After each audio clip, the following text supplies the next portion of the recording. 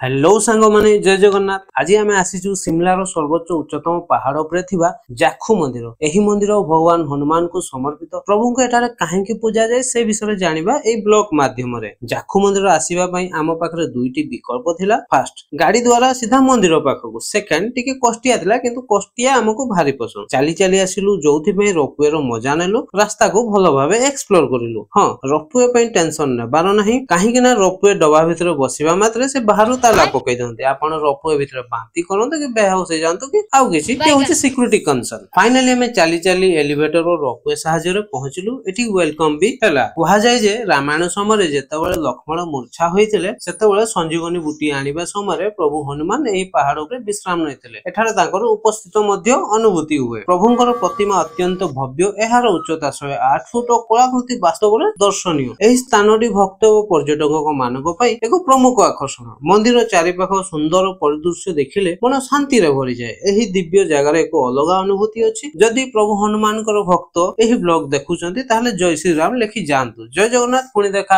आगामी वीडियो रे। Stay tune.